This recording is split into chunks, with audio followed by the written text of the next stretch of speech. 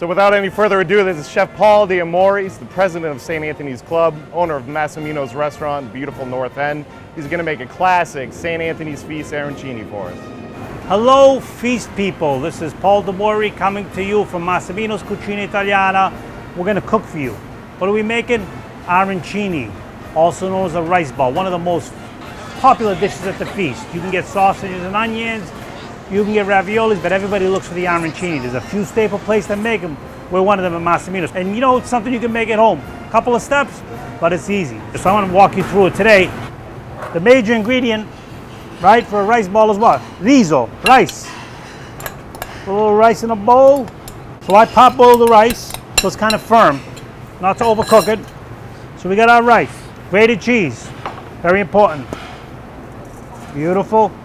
Fresh parsley. I think parsley belongs in everything. Another beautiful thing, especially this time of year because it's so fresh. Low moisture mozzarella is the best cheese you can cook with. You can use it in anything you make. Dragoni cheese, the cheese of the North End. You gotta love it. And let's not forget the olive oil.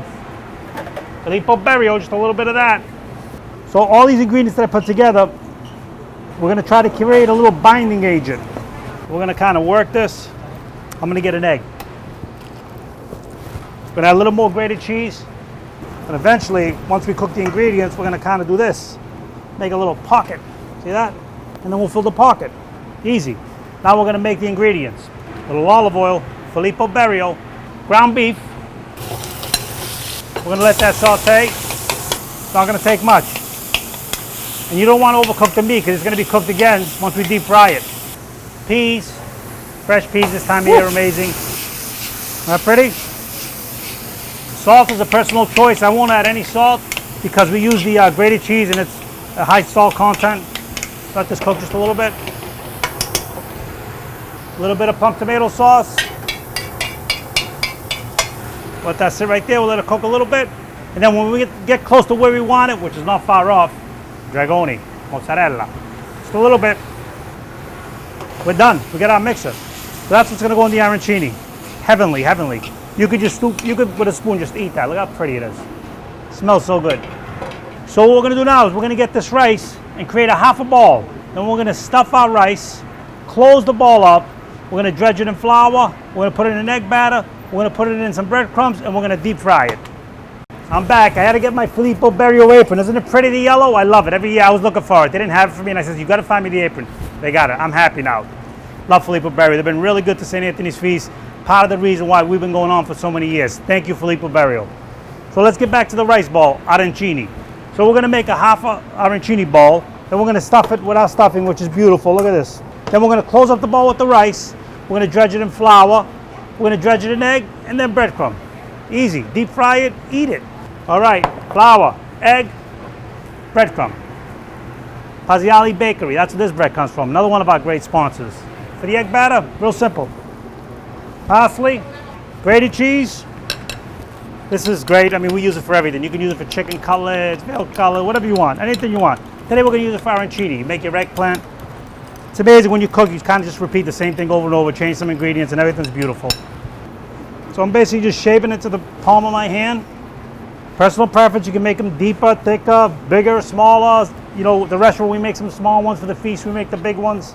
And then you stuff away. Now, the key is very, very important. Again, Dragoni, the mozzarella cheese. Because when you bite into the arancini, you want it to pull, right? This is the pulling factor. Right there. See that? Good. So when we deep fry it, and it cooks inside, it all melts, it'll all come apart beautifully. And then we create a top. Again, any size, any shape you want. This is the famous arancini you'll get at Massimino's during the feast, huh? The rice that I use in a boreal rice. Italian rice, the best. Now, flour, nice and easy. Egg batter. And then I make sure that there's egg everywhere because we want the breadcrumb to stick to it. You can make it thick on the breadcrumb, you can make it light. Personal preference.